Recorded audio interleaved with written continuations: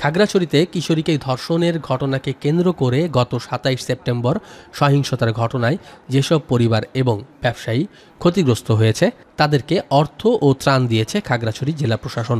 মোট ২৭টি পরিবারকে আমরা পেয়েছি এবং ব্যবসায়ী পেয়েছি, যাদেরকে আমরা এখানে আমাদের পুনর্বাসন কার্যক্রমের যে বরাদ্দ রয়েছে সেটি থেকে আমরা তাদের কিছু পণ্য সামগ্রী এবং আর্থিক মানবিক সহায়তা প্রদান করেছি।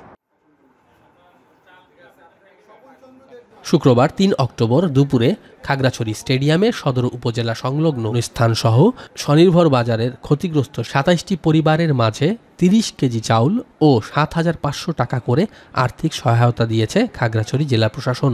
আমরা কয়েক ধরনের কাজ করছি। এক হচ্ছে মানুষের জনজীবনে যাতে স্বস্তি ফিরে আসে, মানুষ যাতে স্বাভাবিক জীবনযাপন যাত্রা যেটি ছিল সেটি যাতে আবার সুন্দরভাবে চালু হয়। আমাদের যারা ক্ষতিগ্রস্ত হয়েছেন তাদের পুনর্বাসনের বিষয়টি আমরা দেখছি। এই পুনর্বাসন কার্যক্রম আমরা শুরু করেছি। এ সময় খাগড়াছড়ি জেলা প্রশাসক ABM ইফতেখারুল ইসলাম খন্দকার, খাগড়াছড়ি পুলিশ সুপার মোহাম্মদ আরিফিন জুয়েল, অতিরিক্ত ম্যাজিস্ট্রেট মারুফ হাসান, অতিরিক্ত পুলিশ সুপার কামরুল ইসলাম, খাগড়াছড়ি সদর থানার ভারপ্রাপ্ত কর্মকর্তা আব্দুল বাতেন মৃদা, খাগড়াছড়ি জেলা বিএনপির সহ অর্থ সম্পাদক জহির আহমেদ, খাগড়াছড়ি প্রেস ক্লাবের সভাপতি তরুণ কুমার ভট্টাচার্য সহ স্থানীয় গণ্যমান্য ব্যক্তিবর্গ উপস্থিত ছিলেন।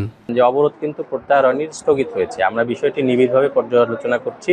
আইন শৃঙ্খলা রক্ষাকারী বাহিনী বিষয়টি নিয়ে যখন রিকুইজিশন দিবে আমরা সেটি পর্যালোচনা করে সিদ্ধান্ত নিব।